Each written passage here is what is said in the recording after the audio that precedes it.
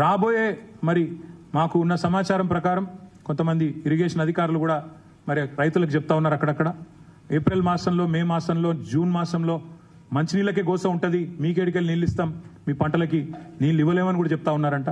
కాబట్టి నేను రాష్ట్ర ప్రభుత్వానికి విజ్ఞప్తి చేసేది, మీరు దయచేసి రాజకీయ పంచాయతీలు పెట్టండి, గొడవ చేయండి, మమ్మల్ని బదనాం చేయండి, మా మీద కోపం ఉంటే తీర్చుకోండి, అభ్యంతరం లేదు.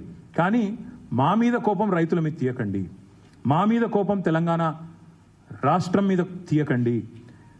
చేయాల్సిన పని చేయకుండా శ్వేతపత్రాలు, ఇంకా పవర్ పాయింట్లు, ప్రాజెక్టు విజిట్లు అని దుమ్మెత్తిపోసే కార్యక్రమం ఏదైతే చేస్తున్నారో ఇది మంచిది కాదు అనే మాట కూడా రాష్ట్ర ప్రభుత్వానికి నేను విజ్ఞప్తి చేస్తా ఉన్నా.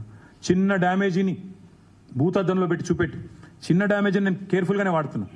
ఎందుకంటే 3 రిజర్వాయర్లు, 3 బరాజులు, 15 రిజర్వాయర్లు, 21 పంపింగ్ స్టేషన్లు ఉండే కాళేశ్వరంలో ఒక్క బరాజులో 84 పియర్లలో 3 పియర్ల కాడ సమస్య వస్తే దాన్ని భూతద్దంలో పెట్టి మొత్తం ప్రాజెక్టే కొట్టుకపోతుందన్న స్థాయిలో ఇవాళ పొలిటికల్ మైలేజ్ కోసం ఏదైతే ప్రయత్నం చేస్తా ఉన్నారో దయచేసి దీన్ని మానుకోండి అని చెప్పి కూడా నేను ప్రభుత్వానికి విజ్ఞప్తి చేస్తా ఉన్నా.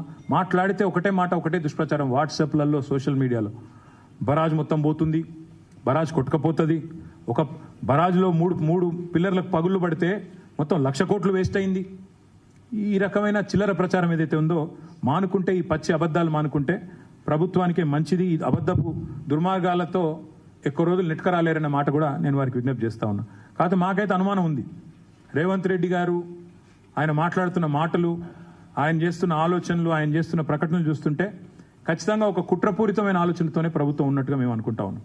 కాళేశ్వరం ప్రాజెక్టు మొత్తం కొట్టుకపోవాలి అంటే 3 బరాజులు కొట్టుకపోవాలి అనే ఆలోచన, అనే దుర్బుద్ధి, ఒక కుట్ర ప్రభుత్వమే చేస్తున్నట్టుగా నేనైతే భావిస్తా ఉన్నాను.